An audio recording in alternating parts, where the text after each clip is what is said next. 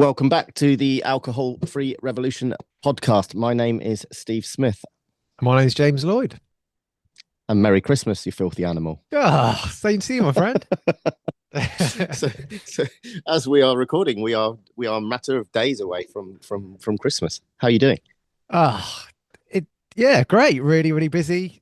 Super excited for Christmas. I've been reflecting back on the pod. Really, we've done over 6 months now. I mean, I can't, to be honest, I'm amazed that I've managed to put up with you for that long.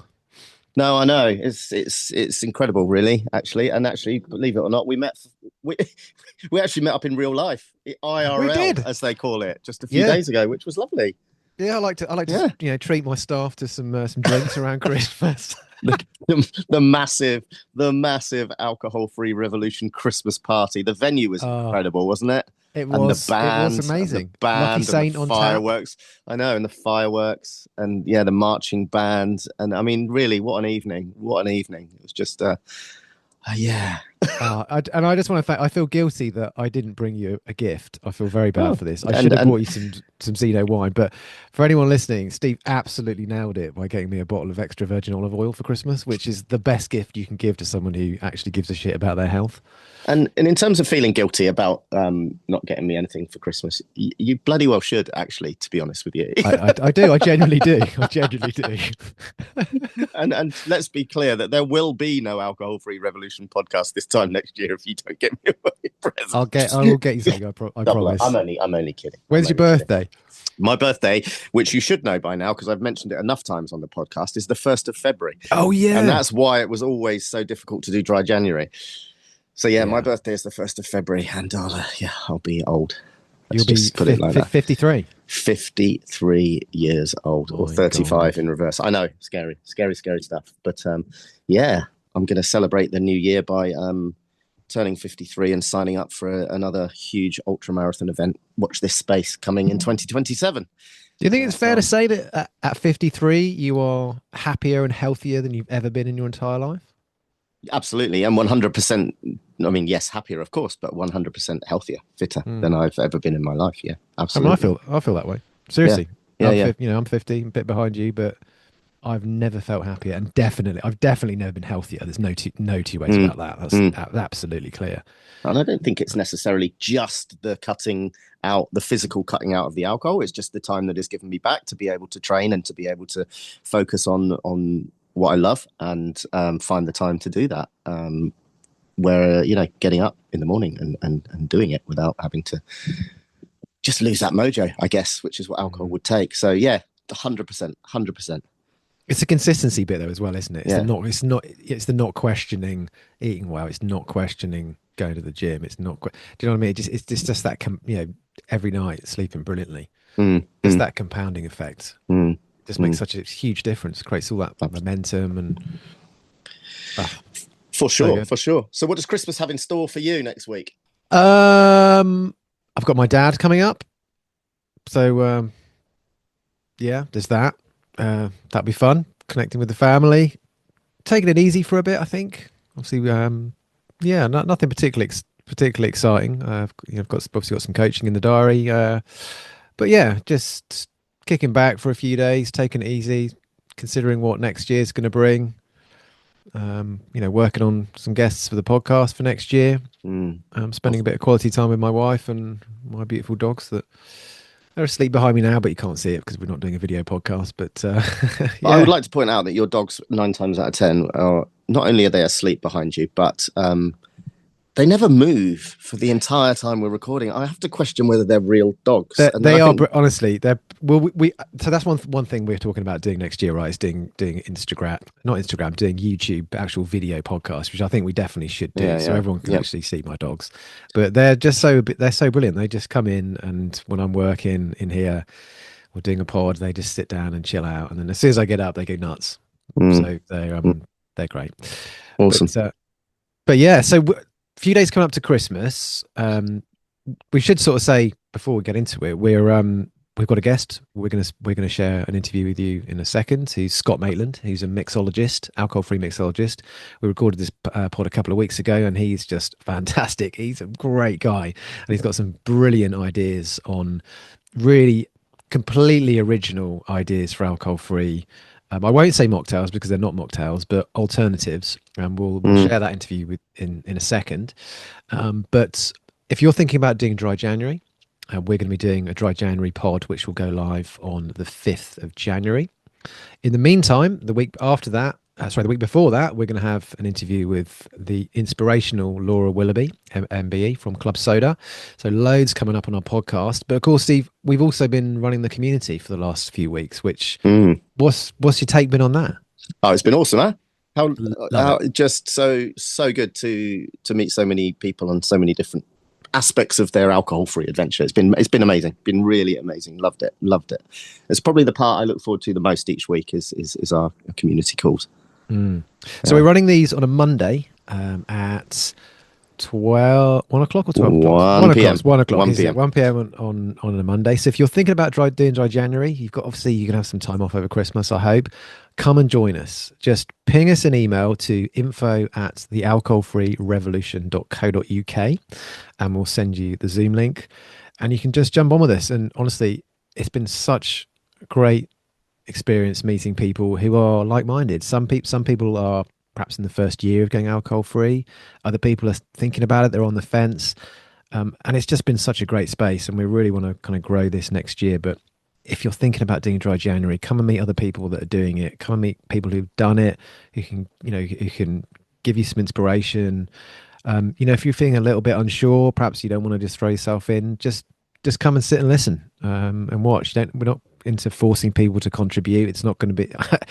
It absolutely is not an AA meeting, so there's not going to be Mm, anybody asking you to get up and say, "Hi, I'm such and such, and this is my story." You come and share if you want to. If you don't, there's absolutely no pressure.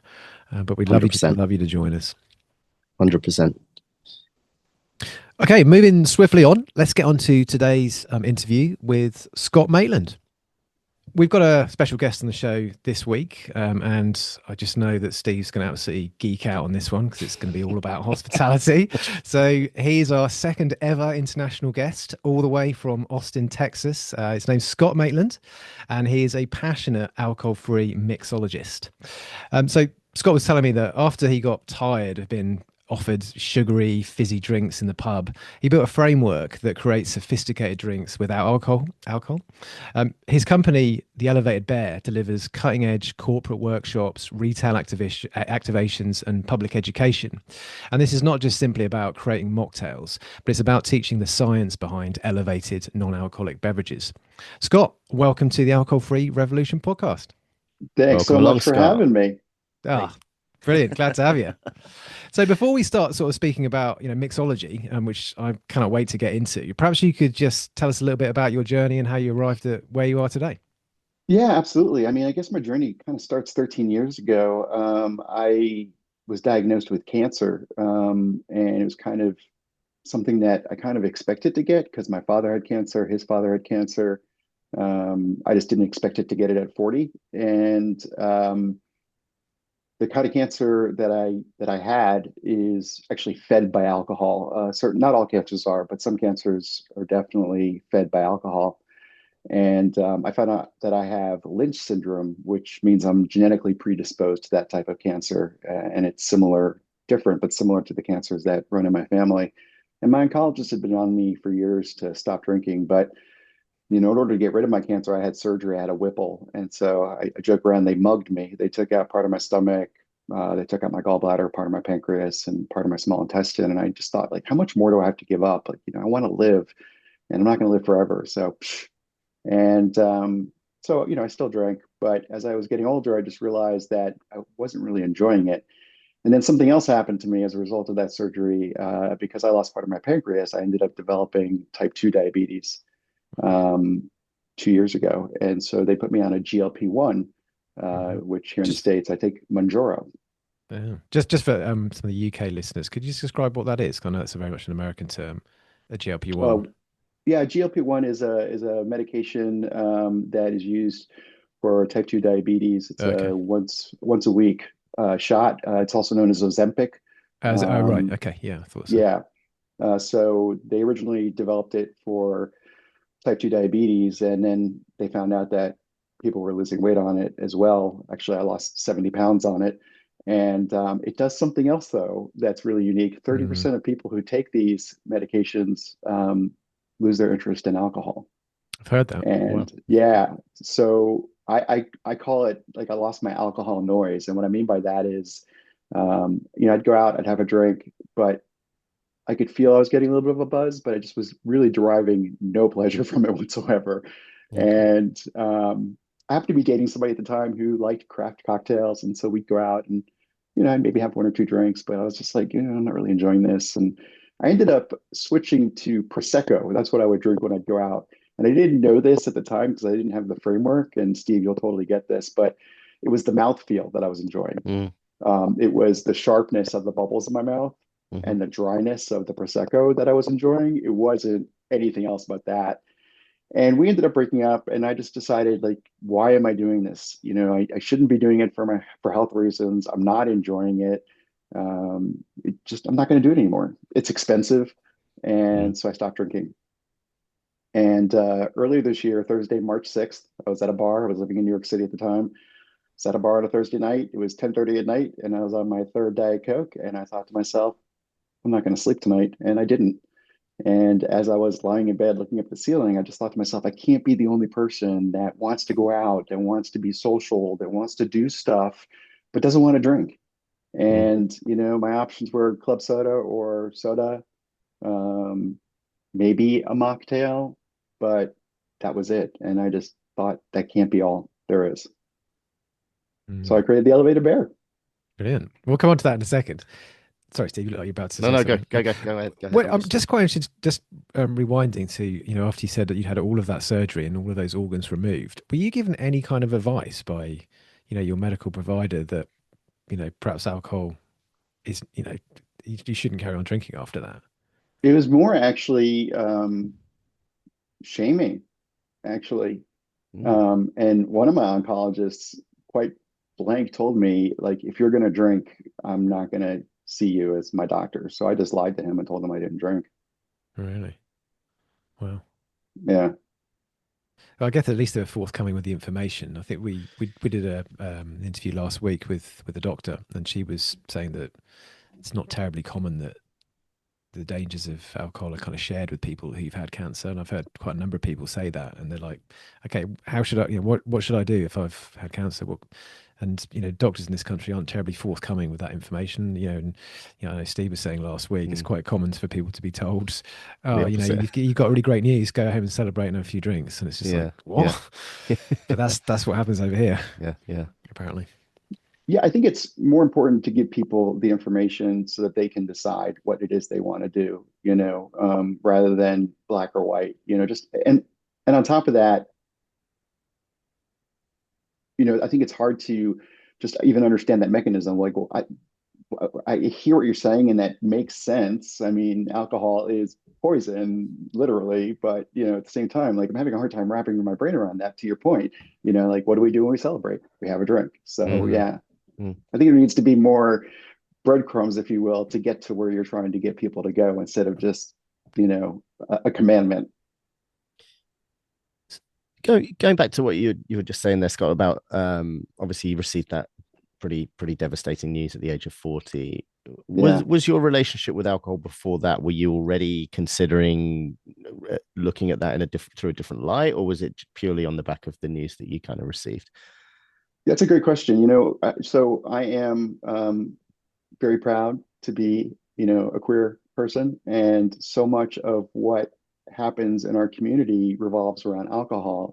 Bars are our third place, where we go to be our Mm, authentic selves. The Hmm. riots at Stonewall in '69 happened in a bar. So much of our culture is kind of embedded in that. And then, what happened in the '90s, was that companies like Absolute realized that here's a market here. And so they flooded donations into all the organizations, and everything centered around alcohol. So at some point, I did have a little bit of what I call alcohol fatigue. Like you couldn't go anywhere without being offered a drink. And I was aware of that. And I also was realizing like how much of my social interactions were happening at a bar. And that kind of made me lead to where I'm at now. And just the fact that, those spaces are important to our community, but at the same time, we need to have more options and be more inclusive. Mm. And if anything, the LGBT community is about inclusiveness and making the space available to everyone. And I'm guessing you obviously we'll get to talking about bar in a bit in a bit, but like you're from a bar background prior to that, so there's that social aspect, I guess, that as being an ex bartender myself, it's we're finishing when everyone else is we're finishing work when everybody else is finishing their nights out, really. So it kind of certainly for me, it was kind of starting off at midnight and moving on, and that kind of hopping from bar to bar scene and kind of being looked after by other bartenders. And when you're going around, was that fairly similar to you? Because I know it's quite insidious, the drinking culture within bartending, certainly in big cities, and I was in central London. So Yeah, I mean, I remember, in my 20s, late 20s in Dallas, there was every Friday and Saturday night was Cruising the Crossroads, and four different bars were owned by the same company. And for 30 minutes at each bar, they had 50-cent well drinks. mm, And so we would just like run from bar to bar to yeah. bar to see how many drinks we could get in for, two drinks for $1. I mean, Mm. that's great when you're, young and working your first job and don't have a lot of money to burn.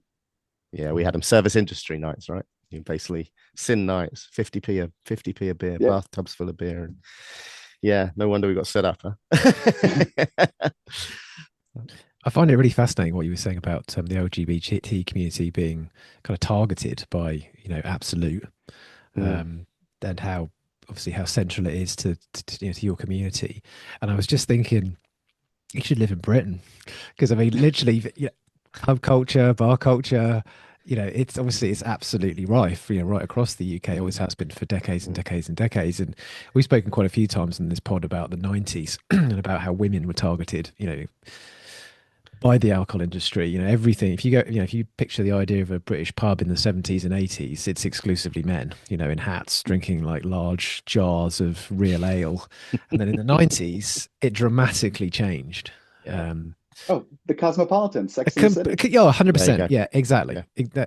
Prime example. Yeah. And it wasn't really until I really started thinking about this a few years ago and kind of joining the dots, or like you said, following the breadcrumbs, you start to notice how this entire insidious culture has been curated by big alcohol. It's not just something that's happened by chance. It's been curated, and it's the same with COVID. The way that COVID was handled by the big alcohol companies to profiteer, and I just don't think I just don't think that people necessarily connect the dots and are aware of this. We have such a we have such a culture internationally around alcohol. Like you mentioned there about, well, how am I going to celebrate without alcohol? And it's we just, it feels sometimes like we are literally in a box where we don't have any other alternatives to drinking. We can't think of anything because it's just all around us and it's so culturally pervasive. And clearly that's a global thing. Hmm. Well, I think it's fascinating what's going on in the UK right now with the word gin. And gin, I don't know if you're familiar with this, but gin, they've just ruled that unless it's got alcohol in it, you can't call it gin, Yeah, Mm. I which have is heard this. fascinating because the gin that's served today is not the gin that was first created. It's constantly been evolving and changing. But Mm. now they're saying, nope, it's got to have alcohol in it to be called gin. And Mm. really, isn't gin about the juniper berries? Yeah. Yeah, it's a fascinating one, isn't it? Because I noticed this. I think that's been the case for quite a while. I know the report that you're referring to, the legislation you're referring to. I saw that as well. But I actually noticed a few years ago when I was looking at, you have alcohol-free wine, you have alcohol-free beer, and it says beer, it says wine. But I Hmm. noticed that it doesn't say the spirits. They don't say this is a Mm. whiskey, this is a gin, this is a rum. It always says a botanical, or it has some other kind of spin on. Well, the brand name followed by Yeah, a or the brand zeros, name, but right? you're right. It never said, and I kind of assumed that was just to do with the fact that because 40% of the drink is alcohol, with the spirit, that if you take that away, it isn't by default, by definition, the same thing. But yeah, it's a strange distinction. So tell us a little bit about the elevated bear. So when Mm. after you got fed up with having literally no choice, in bars, what happened then? I don't know if you can hear that, but my heater just went on, so I'm going to turn that off real quick. Sorry. That's all right. Don't That's let it right. edit that bit out. I think Zoom's got a bit of a filter on it anyway. It takes out those kind of Should things. have. I've had my dog go crazy in the past. Yeah, Don't me worry. too.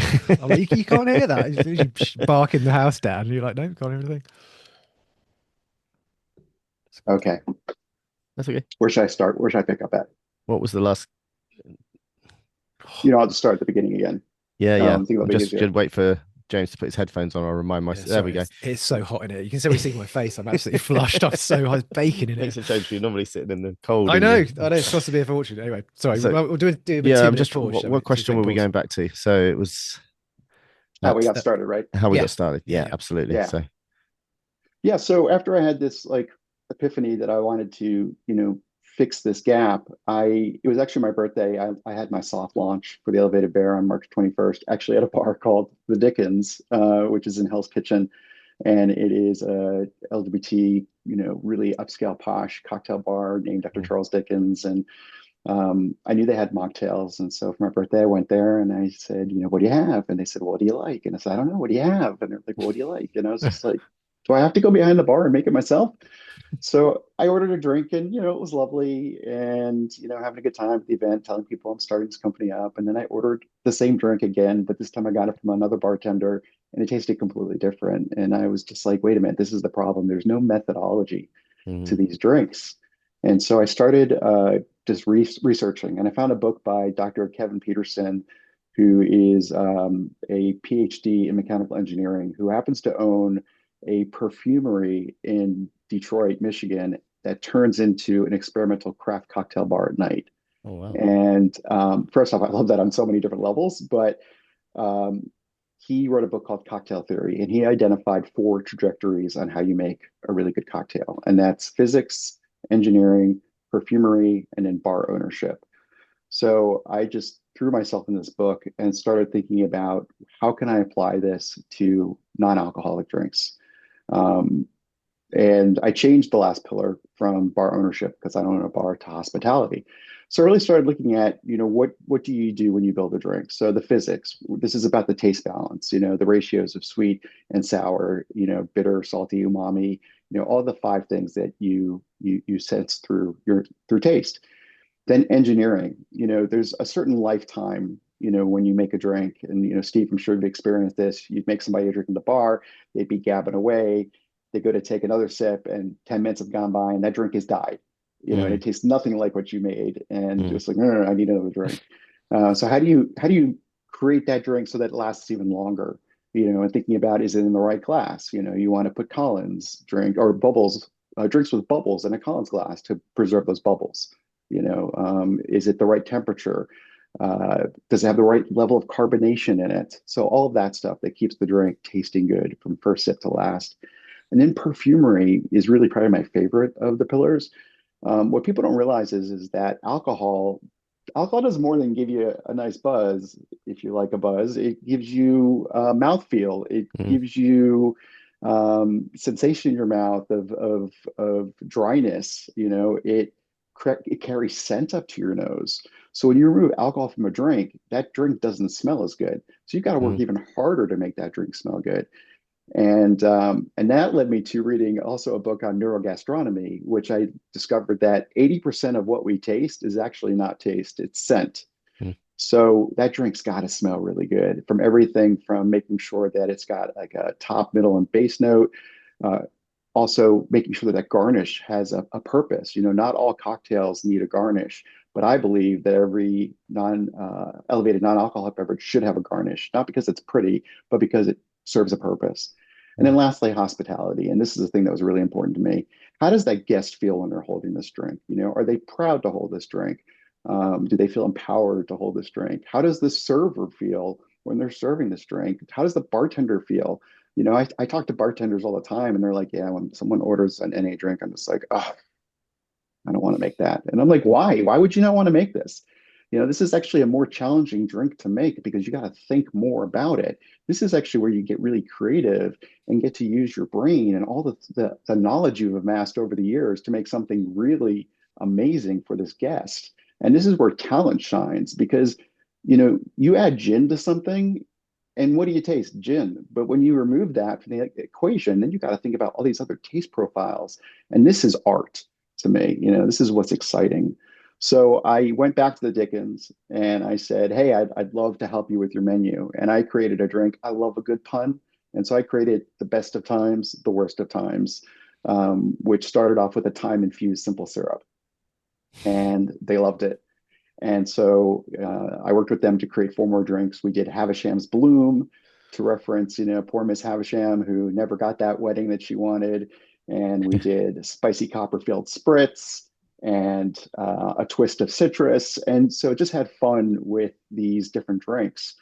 And when I had my actual kickoff, we launched the menu. And in that 3 hour period, we sold 40 drinks in a category that they had never marketed to before. And it was really cool because there was a higher profit margin on those drinks. I think on a cocktail, something like, I don't know, maybe 82 to 93% profit margin on ingredients. But these drinks, because they were all food based, were like 92 to 97% profit margin. And it just got me realizing, like, oh, I'm onto something. And people were beginning to realize that, like, oh, wait, this could be the experience. This could be the celebration. What's in my glass? It's fascinating hearing you talk there. And I love a pun as well, by the way. So you can have this one for free because I made a drink many years ago. Now it did have alcohol in it, but it was made with kumquats. And my name for that drink was Kumquat May. So you can have that one. But it's really I interesting love hearing you that. saying about the nose on a Pod drink as well, exclusive. and everything else. And yeah, we'll get to the cocktail side of it in a minute. But that's so true because I that when you mentioned that made me think back to a couple of years ago where someone made absolutely millions off those air up bottles. Do you remember them? Have you heard of them? So No. basically, so they in the UK, so it's basically a water bottle you give kids, and it has a little cartridge on the top, and they're different flavor smells. And when they drink the water, the scent of the water, the smell of the peach or whatever, Hmm. automatically makes them think that the water is a peach drink. Yeah. And this guy made, oh my gosh, honestly, every kid in the UK had an air up bottle for the space of a year. But yeah, but hearing you say there about the starting to create that mouthfeel through all the different ingredients that you're using, because obviously that's going to be so much harder when you're using non-alcoholic ingredients initially, or maybe not so much harder, but you're going to have to get so much more creative, right? To actually Yeah, to discover definitely. this. So how did you? What was your bartending background sort of before all of this? So None. none. Wow. No, I definitely in the hospitality section, mostly Mm. in nonprofits, doing events, Yeah. and I've done a lot of different things. There's a great quote by Oscar Wilde. I'm going to butcher it. I'm not even going to try to say it, but essentially, it's pity the person who wants to be a butcher or a banker because they will be that.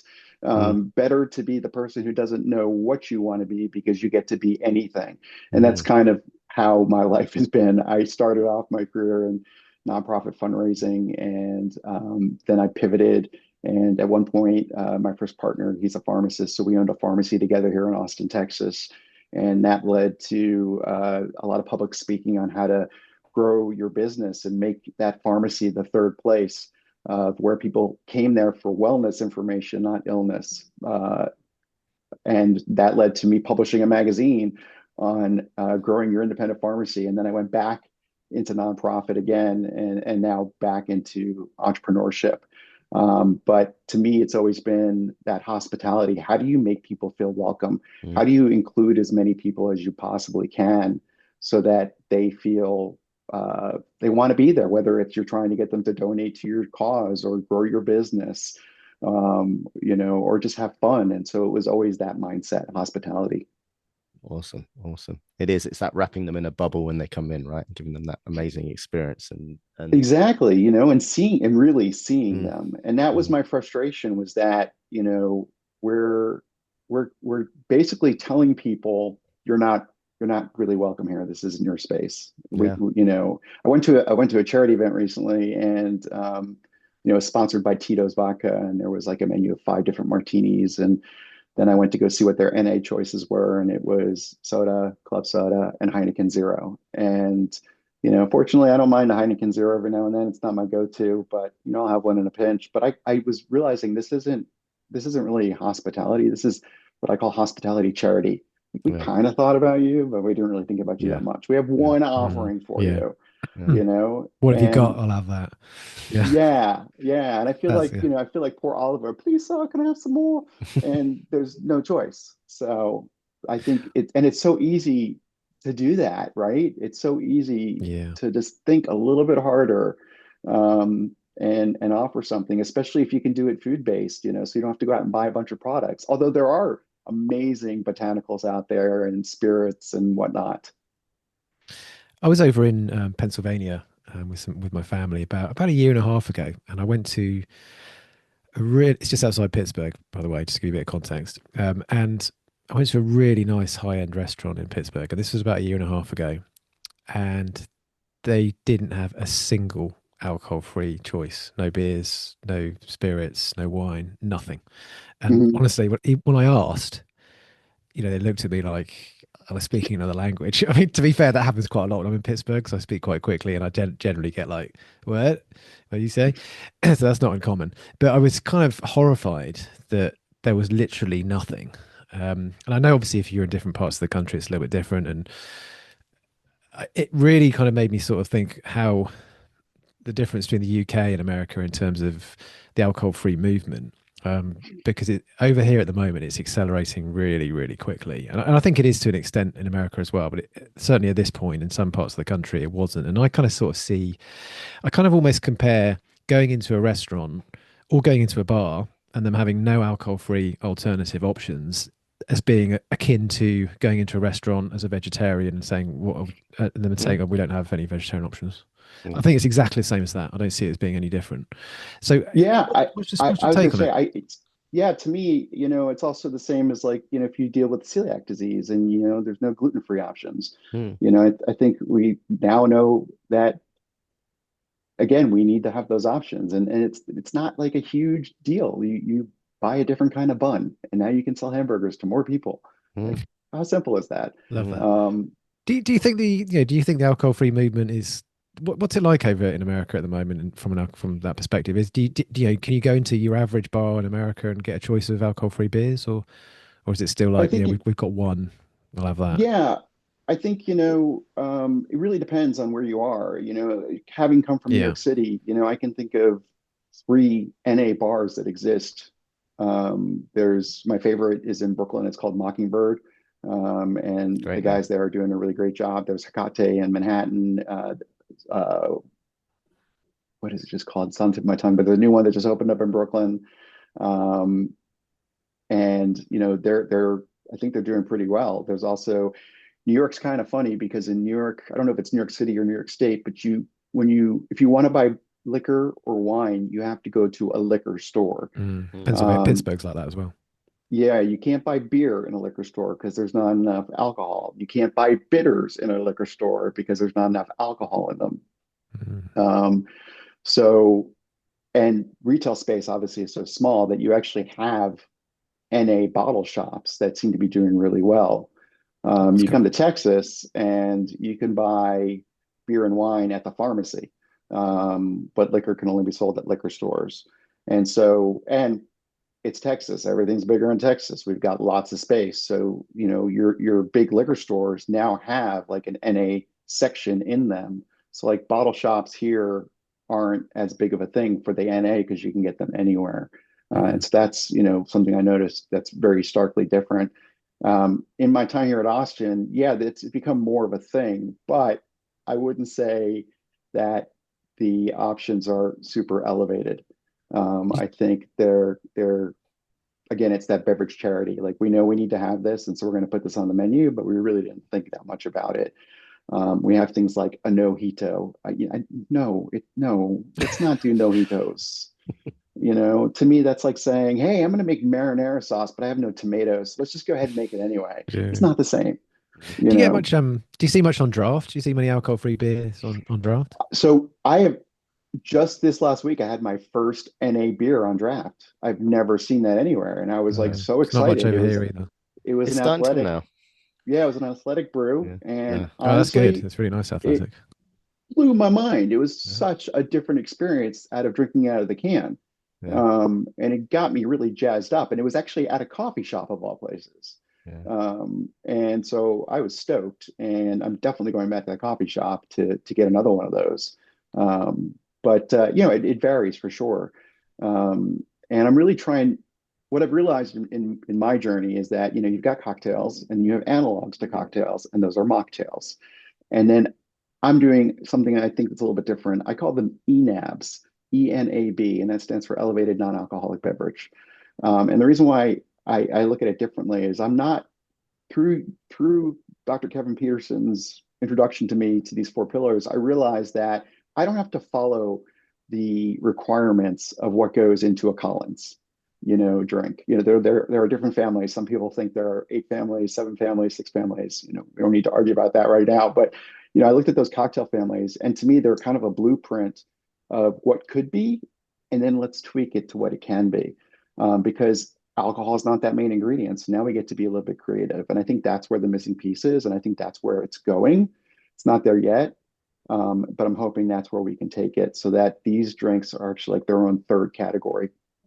And it's about almost taking that fine dining approach to beverages. Mhm. It's so tell me where it went after you obviously you went into that bar, you sold those 40 drinks, it took off. Um, what next? Where's it gone for you from there? And you mentioned there it's a lot of more like fine dining, so there's a lot of kind of molecular work around your drinks, or where's Yeah, it gone? so well, I knew I was going to be leaving New York. Originally from the East Coast, grew up there, and I've lived all over. My family moved to Texas when I was 16 and went to college here, and then I bounced around. I moved from Dallas to New York, back to Dallas, then to Chicago, then to Austin, then to San Francisco, then back to Austin, then to New York, and now back to Austin. And my immediate family lives here, my mom and my brother, his wife, and my 10-year-old nephew, who I adore. And I realized that New York's great. It's not going anywhere, but family is everything. And I'd really like to spend more time with them, and decided to come back to Austin. So I moved back at the end of April, and I did my very first workshop in June, and that was really to the public. And it was great. I welcomed everyone with a little 3-ounce mini drink just to kind of set the mood. And I realized that we needed a language to talk about how we like our drinks, because again, I wasn't a big cocktail drinker. The bartender at the Dickens was saying, "What do you like?" And I'm like, "I don't know. I wasn't really a cocktail drinker. What are my choices?" And so I created something called the Flavor Tribe, and there are 6 of them. And the Flavor Tribe really is just to help you understand what kind of flavors you like. So there's herbal garden for people who like mint or sage or rosemary or thyme. There's berry bliss, so people who are very berry forward in their choices. There is warming spice, so you're thinking like clove and cinnamon, star anise. So it just goes on and on and on. And so people can learn about the flavor tribes, and then they get a name tag with that flavor tribe. And so what I love about it is it's a great way. If I don't know you, Steve, and your herbal garden too, I can immediately start a conversation with you about that. And it's also way more interesting than say, "What do you do for a living?" So I started the workshops, and I've been doing those continuously. And through feedback from my guests, we took the flavor tribe, which was having to read about this, to turning it into a scent bar experience. So when you come to one of our workshops, the first thing that happens is I have my bar set up, and I have 2 different drinks I'm offering, and you get to choose a full size drink, and I make that for you when you come in. And then I direct you to the scent bar. And when you walk over to the scent bar are the 6 different flavor tribes. And then in little ramekins are herbal teas that represent each of those different flavor tribes.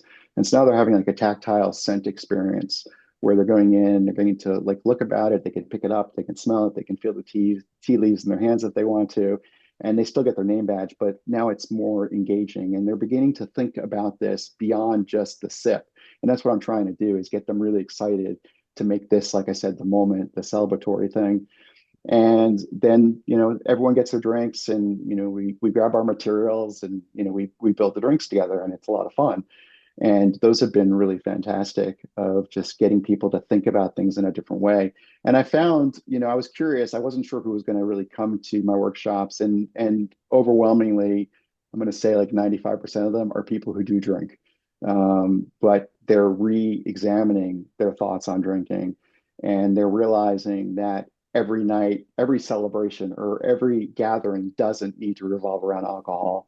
Or, I've been introducing them to the term that I love from y'all, zebra striping, and getting them to Yes. understand zebra striping, you Love it. know, and they're really latching onto that. And so I started with those, and I do them every month. I've got a workshop coming up next Sunday where it's elf themed on Buddy the Elf, because the elves subscribe to the four food groups, which is candy, candy canes, candy corns, and syrup. And so we'll be building a drink with maple syrup and having fun with that.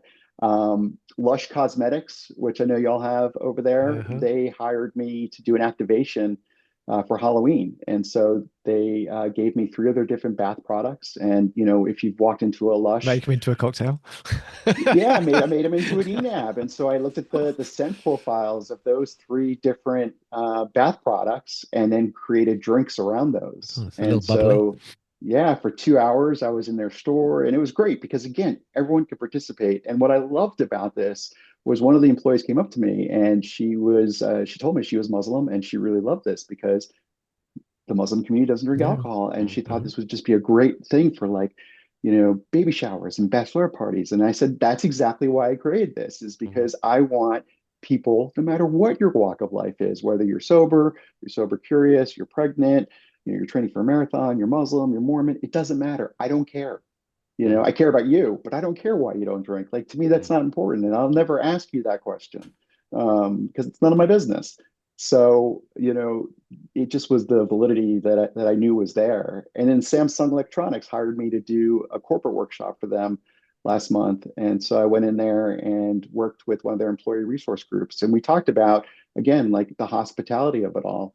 And how do you make people just feel welcome? And you make people feel welcome by welcoming them, and giving them something they can participate in. Mm. I've got to say, the more you explain it, Scott, the more I think it's just an absolute genius idea. I think it's Yeah. brilliant, honestly, because one of the things that I find is a bit of a challenge when people, I sort of say, oh, if you've got a work event or you've got a corporate Christmas party, whatever, you don't have to have booze, you don't have to give everybody booze. And people are like, okay, what else do we do instead then? And I'm a bit short of ideas at that point.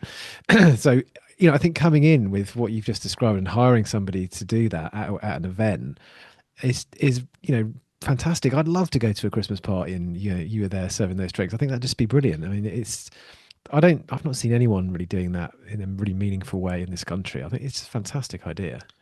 I think it's so. Yeah. Oh, go ahead. Yeah, I totally agree. It's just what you're doing is you're creating an experience, right? Which is what Yeah. hospitality is all about. And it's that experience that we give to people when they come into our establishments, and just we always jump to the assumption that that involves alcohol.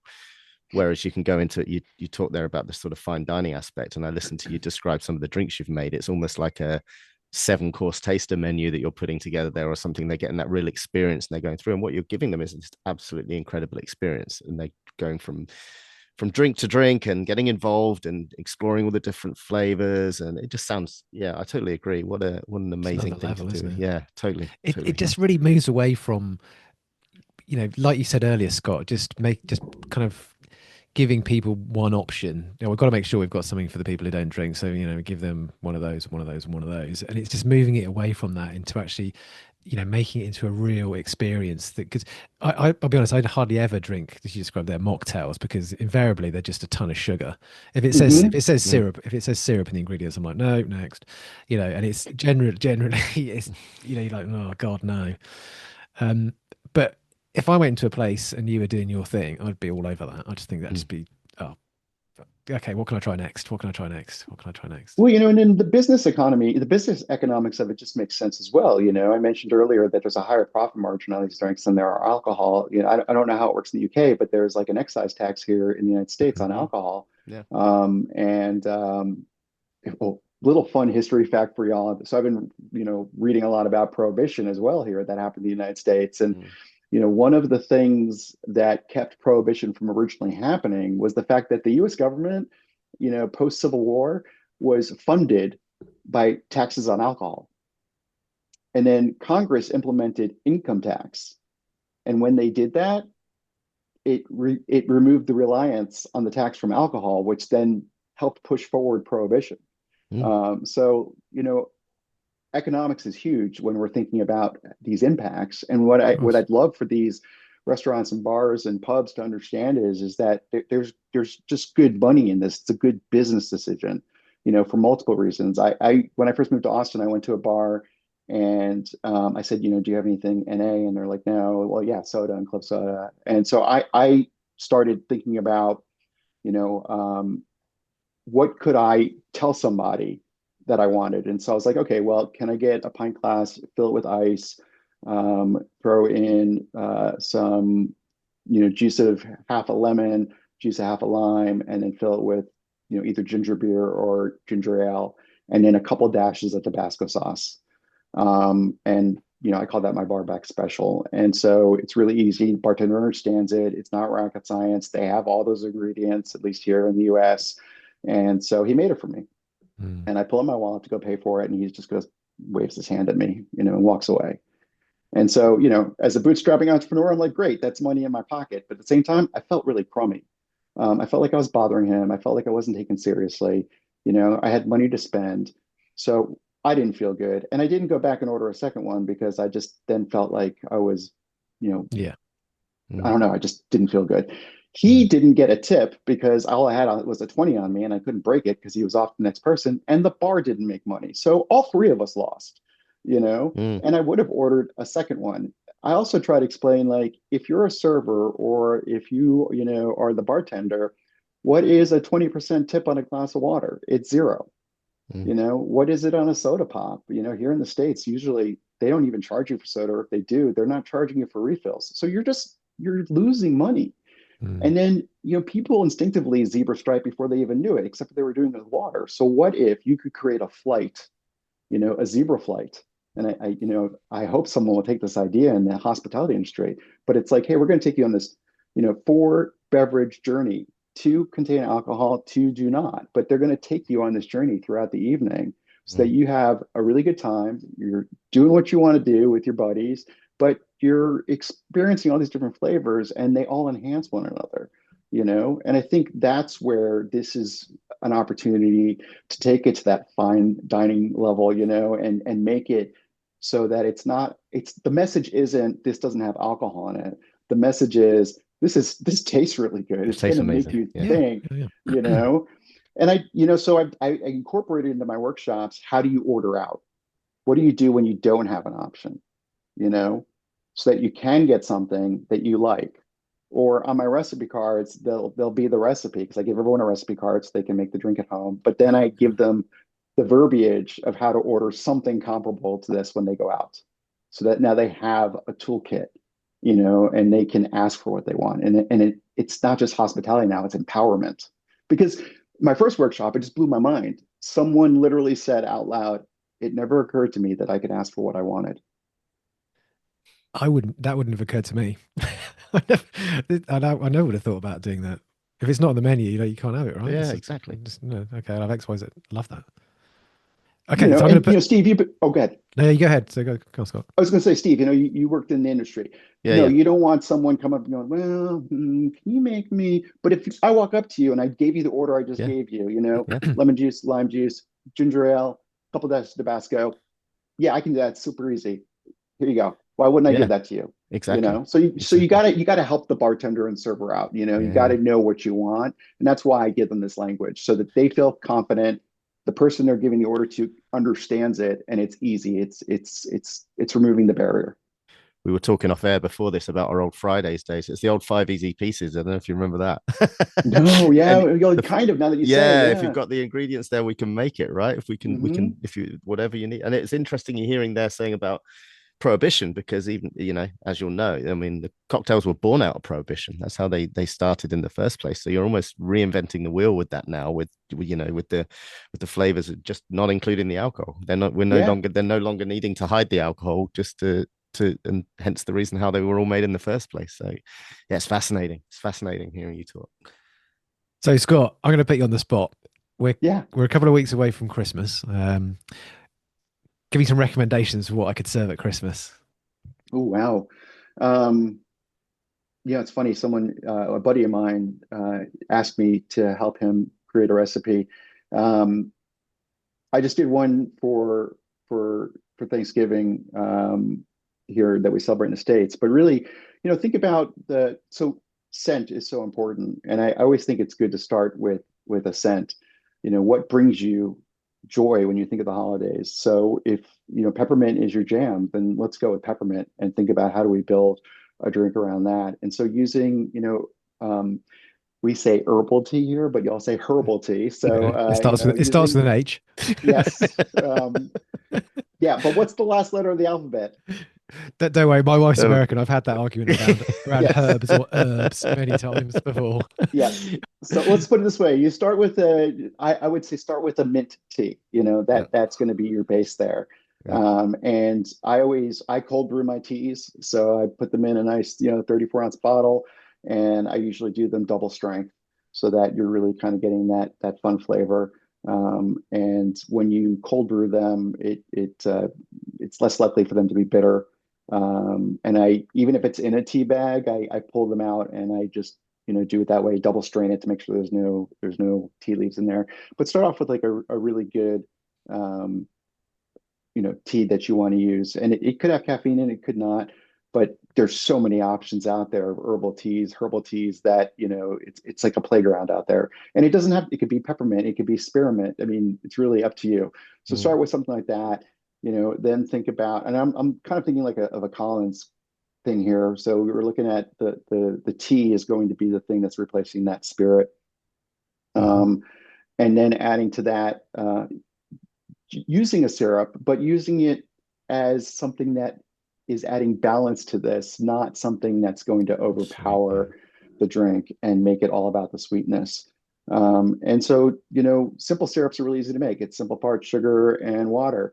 But you don't have to use simple syrup. You can use maple syrup. You could use golden syrup, Mm, which is going to give it like a really fun malty kind of flavor, right? Because that's a mm, completely different experience. And if you're using like a maple syrup or a golden syrup, I would add some hot water to that first just to kind of reduce that sweetness and that thickness. It'll be easier to stir. And when you make a simple syrup, it'll last in your fridge for up to 3 weeks, so you don't have to feel worried about, making like, a cup of syrup. What am I going to do with it afterwards? Or you could add it to your morning coffee or, put it on your pancakes, whatever you want. So I would, look at that mint tea, add a little bit of simple syrup, and a really simple go-to then is just adding, pouring that into a glass with ice and then putting some bubbles on that. And there are some really fun NA wines that are bubbly, and you could do something like that to add a little bit more flavor and depth to that. I would highly recommend that you garnish that drink, and so some fresh mint, slap it in your hands. That's going to go ahead and activate those essential oils and give you more nuance and depth to that drink. Rims are fun, putting either some honey or simple syrup or even that golden syrup, and then rimming the glass. You could rim it with crushed candy canes, if mm. you wanted to. I did a really fun drink where are you all familiar? Do you have tahini? I'm sure you have tahini. teeny Yeah, tahini. It's like thing. it's like a spice mix, like a Mexican spice mix. And so Okay. I put that on the rim of glasses, and that's really fun because it's um, a really gritty sensation. And so you're getting this like gritty, spicy, but then sweet with the honey, even before you've tasted the drink, and your brain has got so much going on. I always say, Mm, like, a non-alcoholic drink is really good when it feels like there's a party going on in your mouth. Like when you're mm, just like, oh, I taste it. Wait, no, I taste this. Wait, no, I taste this.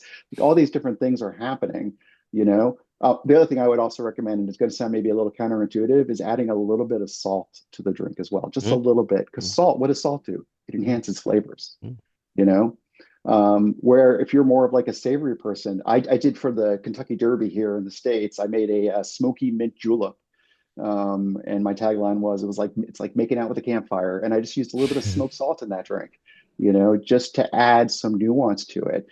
So I think it's really, thinking about, what kind of drink do you want to serve? But I always recommend for first timers, a Collins is a really good, method to follow.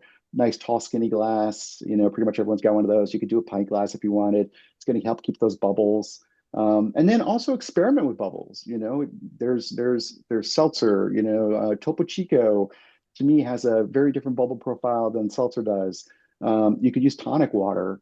So you can play around with that if you wanted to, and just really have fun with that. So, what's the most obscure ingredients you're using then? Because I guess getting really Mm. experimental there. Where have you taken it to?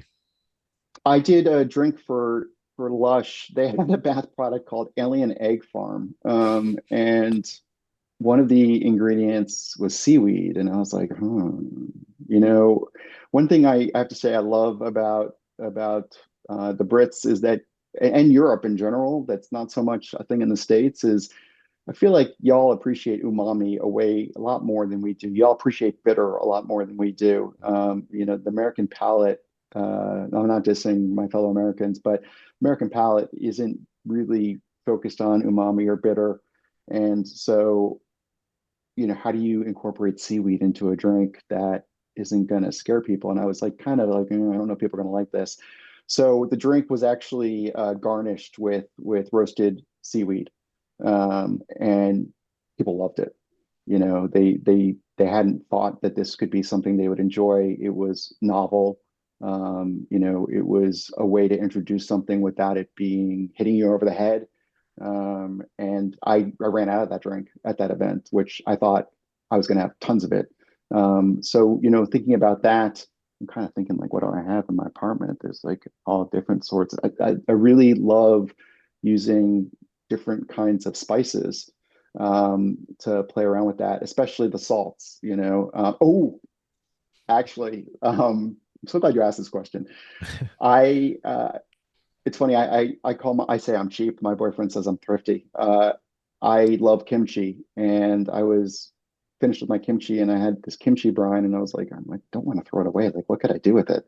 No way. So I grabbed a pint glass. I threw in some freshly sliced thin pieces of red bell pepper. I muddled that in the glass first. Then I added ice to it. I added kimchi brine, black tea, and fresh squeezed lemon juice.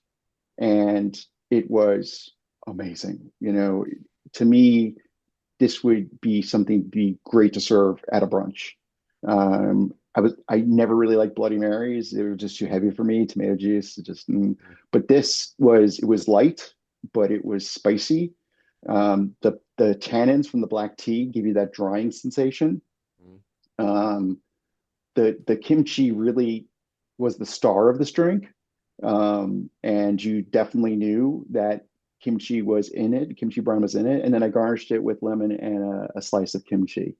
So again, when you smell it, you're getting that scent of like the citrus brightness from that lemon, but then also that kimchi. And yeah, it's one of my favorite drinks. That must have got a real, a real tang to it. I can just Yeah, and imagine what it's that's great. like. You can use any brine, pickle brine, any brine that you have, can be a base. And that's the thing is like you start thinking about like, and that's the other thing, like I think it's great when you think about venues is like what organic waste do you have? And by waste I mean like, it's just you just throw it away. Yeah, yeah. If you're serving burgers at your pub and you got pickle brine, what are you doing with that? You're probably throwing it away. Why not turn it into a drink? If you're It, serving kimchi, why not turn it into a drink? it's thinking about cocktails in a completely different way, isn't it? It's a bit like what can't you use? I never would have thought about using something like kimchi or any kind of fermented product. Oh That's so yeah. so clever. Well, we eat quite a lot of fermented foods like sauerkraut Yeah, and things like that. I love shrubs, those vinegar based products and fermentation. I did a workshop. There's a great company in Brooklyn. They have two products called parentheses. There's before and there's after. And before is like an aperitif, and after is more like a digestive. And it's fermented seaweed, and it's amazing to sip on, but it also is really nice to add to a drink. And yeah, that's where I think that's where the fun I think is going to happen. Is it's great to have companies that do alternatives to like your gin and your vodka and whatnot, but I think where the magic is really going to happen is when you look at like the Seed Lips of the world. There's a company called Abstinence, and they base all of their botanicals on the flora of South Africa, which I learned recently has the most biodiverse flora in the world. And then you get into the storytelling because, and Steve, you know this as well. Like serving a drink just isn't a drink. It's the story of the drink. How did this drink Totally. come into being? Well, there's this story, but then people say, no, it's this. And now you're in the club. You understand. It's not just the drink. It's the I know something that you don't know. And now I can tell you because I'm in the know. And that's what I think we also need to create with this culture is not just like, oh, here's a drink without alcohol. Again, this is an experience. Mm. Fascinating. I've been Is watching that your face through some of this, James. You're just like, we? Yeah, yeah. I know We you can't see that on the we on an need to get audio, our but yeah, get our podcast on YouTube. I think soon. yeah. Seriously, so many ideas there. I think it's fantastic. I don't. Do you anywhere where people can go and can find some of your recipes, Scott? I don't know. I'd love to make some of these over Christmas. Yeah, well, what I'd love to do is send you my guide that people can get, the Drink Anywhere Confidently guide, which is 5 different drinks that you can basically go from a dive bar to a posh restaurant and tell them what you want based on these 5 different Oh, please drinks. do. We'll put it in the show note. Can we put it in the show notes? Is that okay? Yeah, absolutely. Oh, brilliant. Yeah, Beautiful. I would love that. And, so that for sure. And on my website, theelevatedbear.com/recipes, there are some recipes there. And I can also share a link to my newsletter where I send recipes there as well. Please do. I teach Yeah. I teach workshops and I do them virtually as well. So it doesn't matter where you are, we can do this across the pond. Awesome. And the way it would work, over there would just be obviously it would be cost prohibitive for me to send you a box of ingredients, but I can We send don't you the mind. ingredients ahead of time. And people can go ahead and be with me and we can make the drinks together, and so this is a fun thing to do.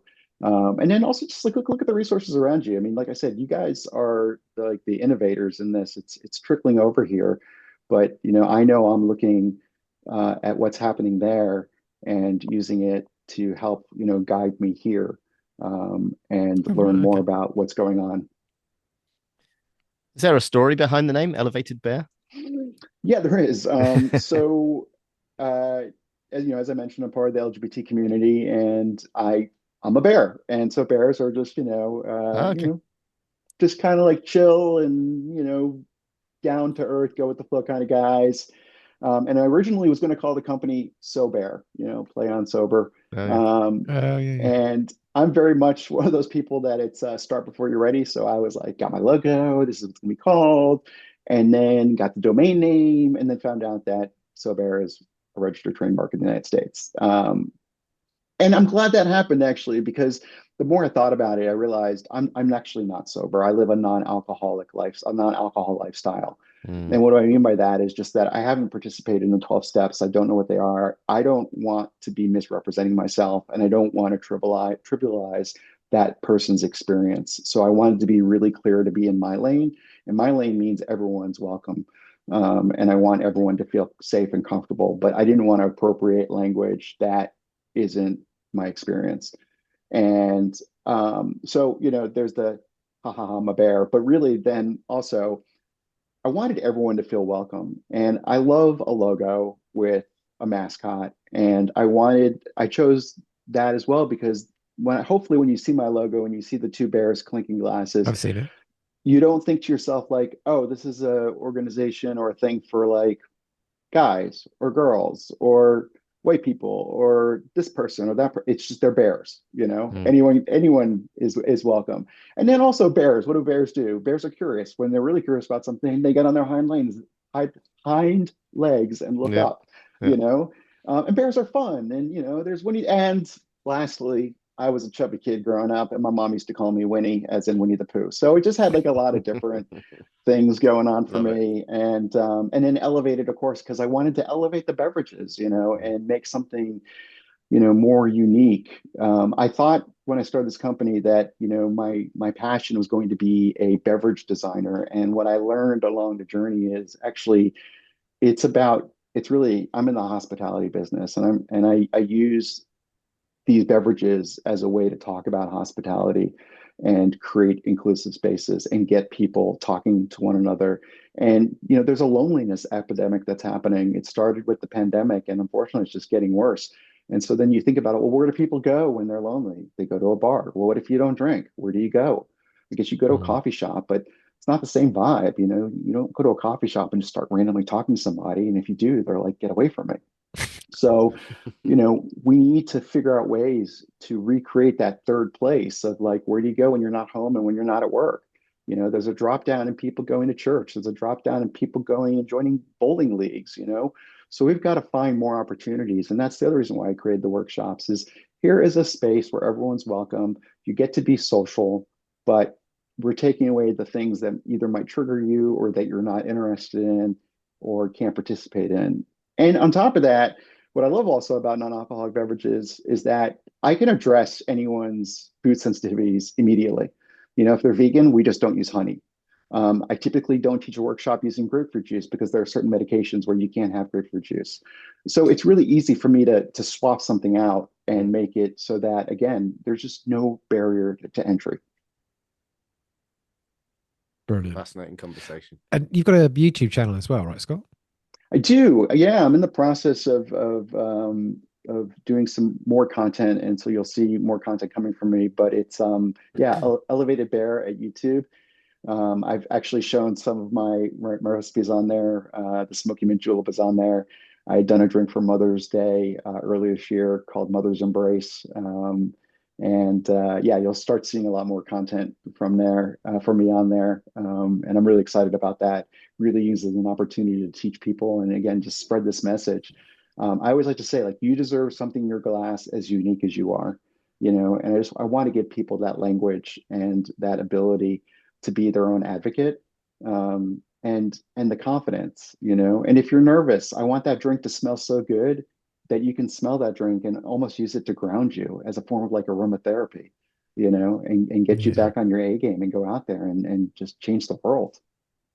Well, we have a lot of listeners who are already alcohol free and a lot of that are sort of sober curious. So, I think that this is exactly what people need getting into Christmas. Something, Totally. if you've got somebody come into your house for Christmas Day and they don't drink, head to Scott's channel, make them something fantastic. Absolutely. I can't wait to see the excuses. Kumquat on YouTube.